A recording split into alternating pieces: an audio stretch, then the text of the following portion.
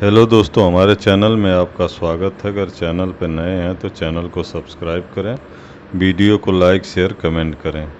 कहानी शुरू करते हैं।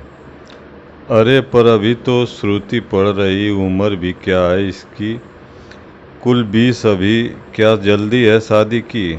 2-3 साल रुक जाओ, इतने पढ़ाई भी पूरी हो जाएगी और बिटिया अपने पैरों पर खड़ी हो, सियानी भी हो जाएगी। रमा जी ने कहा, इतने अच्छे रिश्ते पेड़ पर नहीं उगते। श्रुति की माँ जो तोड़े और कर दिया ब्याह। तुम तैयारी करो, बस अपनी श्रुति राज करेगी वहाँ। श्यामलाल जी बोले। श्यामलाल जी के आगे किसी की एक न चली और श्रुति का रिश्ता कर दिया गया। बड़ा खानदान देखना तो ज़्यादा पड़ताल की गई और दान दहेज भी भर भर दिया।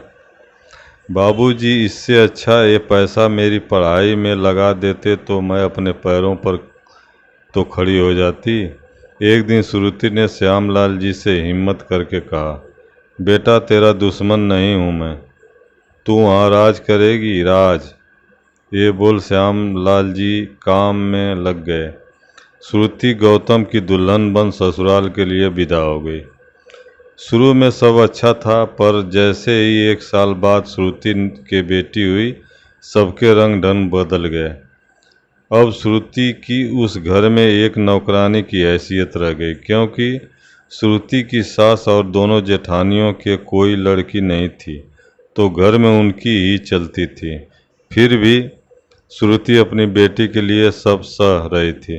अचानक एक दिन उस पर वज्रपात हुआ।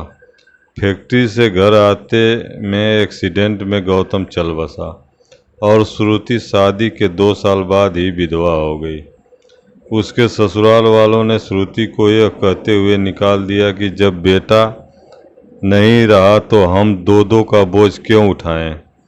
मजबूरन श्यामलाल जी को श्रुति और बेटी को घर लाना पड़ा। आज श्यामलाल जी को अफसोस था कि 2 साल पहले बेटी की शादी न कर उसे पढ़ाया होता तो ये सब न होता।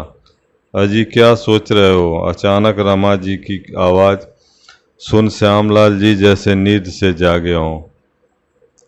क्या क्या कर रही थी तुम? क्या हुआ, बैठे बैठे सो गए थे क्या? रमा जी बोली।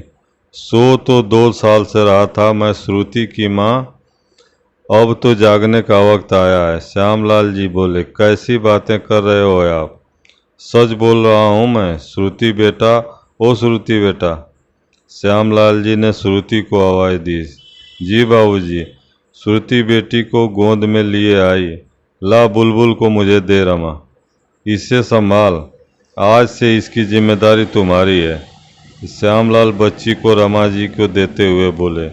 श्रुति और रमा जी हैरानी से श्यामलाल जी को देखने लगे। क्या देख रही हो तुम दोनों मुझे? माना 2 साल पहले मुझसे बहुत बड़ी भूल हुई, जो श्रुति की पढ़ाई छुड़ा इसका ब्याह कर दिया, पर अभी भी देर ना हुई है। श्रुति तू तैयार हो, अभी हम कॉलेज जाएंगे और तेरी रुकी पढ़ाई फिर से चालू कराएंगे।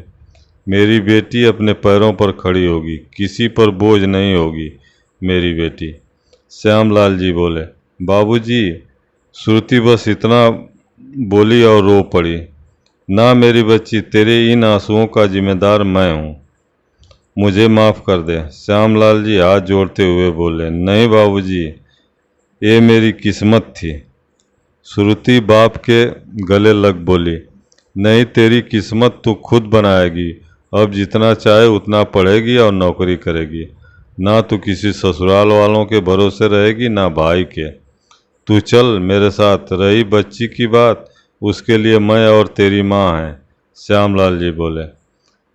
दोस्तों, कुछ माँ बाप बेटी का रिश्ता ऊंचे खानदान में करने को तो उसके सपने भी मार देते हैं, और जब ऐसा कुछ होता तो अफसोस करते हैं।